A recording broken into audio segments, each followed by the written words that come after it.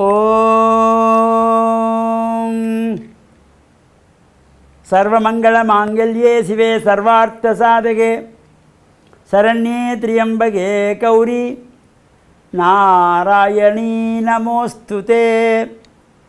ஓம் நமச்சிவாய. மேன்மைகள் சைவ நீதி விளங்குக உலகமெல்லாம்.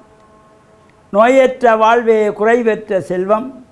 அந்த நோய் நொடிகள் இல்லாத வாழ்வு இந்த உலக மக்கள் எல்லோரும் வாழ வேண்டும் என்று கலியுகத்தின் காந்தமலை ஜோதியாகிய சபரிமலை சுவாமி ஐயப்பனுடைய திருவடிகளை சிறந்தாழ்த்தி டான் தமிழொலி ஓம் தொலைக்காட்சி நேயர்கள் அனைவருக்கும் சர்வதேச இந்து மத குருபீடம் அகில இலங்கை சபரிமலை ஸ்ரீ சாஸ்தாபுரத்தின் சார்பில் இனிய வணக்கங்களும் நல்லாசிகளும்.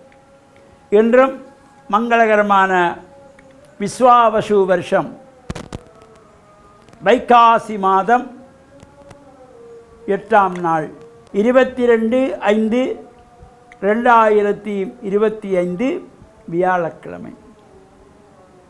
இன்று மலர்ந்திருக்கின்ற இன்றைய பொழுதும் எல்லோருடைய வாழ்விலும் எல்லா விதமான சிறப்புகளும் வெற்றிகளும் கிடைக்க வேண்டும் என்று இறைவனை பிரார்த்தித்து இஷ்ட தெய்வங்கள் குலதெய்வங்களை வழிபாடு செய்து பெற்றோர்கள் பெரியோர்கள் குருவானவர்கள் ஆசிரியர்களை வணங்கி அவர்களுடைய அன்பையும் ஆசையையும் பெறுகின்ற பொழுது எந்த நாளுமே நமக்கு நல்ல நாள். இன்று குரு வாரம் என்று போற்றுகின்ற வியாழக்கிழமை.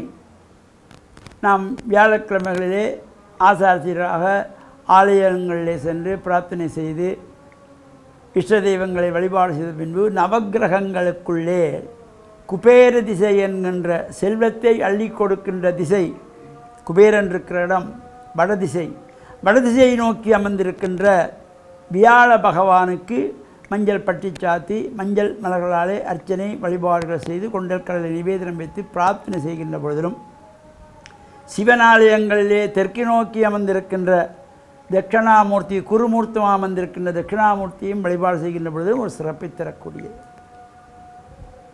பொதுவாக நாம் இந்த சோதிடம் ஜாதகம் தொடர்பாக சிந்தித்து வருகிறோம். இந்த மகாராஜா அவருக்கு அந்த சேவர்களிடம் வந்து சொல்லுகிறார்கள், ராஜா அந்த குளத்தை சுற்றி மரங்கள் இருக்கிறது, எந்த மரத்திலும் பூவோ பிஞ்சோ பிடிக்கவில்லை. சரி என்று நாட்கள் செல்லுகிறது. ஒரு வாரம் 10 நாள் கழித்து மீண்டும் அனுப்புகிறார்.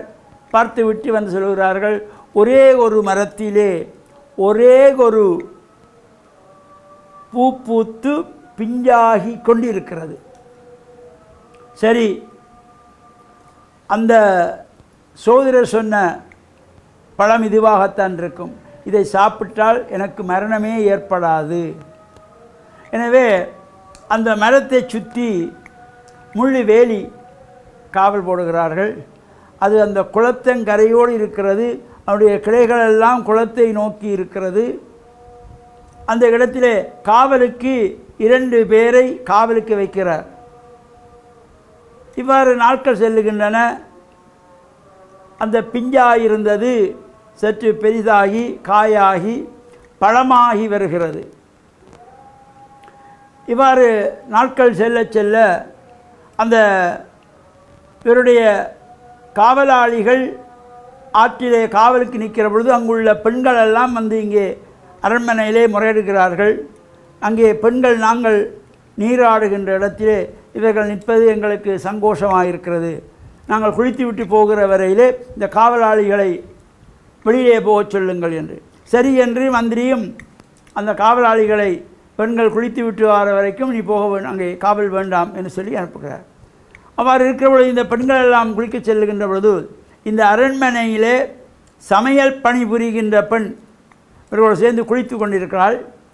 அந்த பழமானது திடீரென காற்றினுடைய வேகத்தினாலே பழம் காம்பை விட்டு தண்ணீரிலே விழுகிறது. உடனே இந்த பெண்ணுக்கு பெரிய ஆச்சரியம், இது ஒரு பழம் ஒன்று இருக்குது, எப்படி இருக்கும் என்று அந்த பழத்தை தண்ணீரிலே கழுவிவிட்டு அவள் சாப்பிடுகிறாள். நல்ல சுவையாக இருந்தது என்று அவள் சாப்பிட்டு விட்டாள். சேவர்கள் போய் பார்க்கிறார்கள், மரத்திலே இந்த பழத்தை காணவில்லை. எனவே அங்கே இருந்தவர்கள் ஏதோ ஒரு பழம் விழுந்தது, கனி ஒன்று விழுந்தது தண்ணீரிலே, இந்த சமையல் பணிபுரிகின்றவள் தான் எடுத்து சாப்பிட்டாள் என்றதும் அரசர் அந்த பணிப்பெண்ணை அழைக்கிறார்.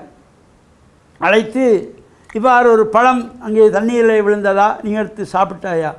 ஓ மகாராஜா, எனக்கு எதுனென்று தெரியாது, ஏதோ ஒரு பழம் தண்ணியிலே வந்தது, எப்படி இருக்கும் என்று கடித்து பார்த்தேன், சுவையாக இருந்தது, அதனாலே நான் சாப்பிட்டு விட்டேன். உடனே ராஜாவுக்கு கோபம் வருகிறது.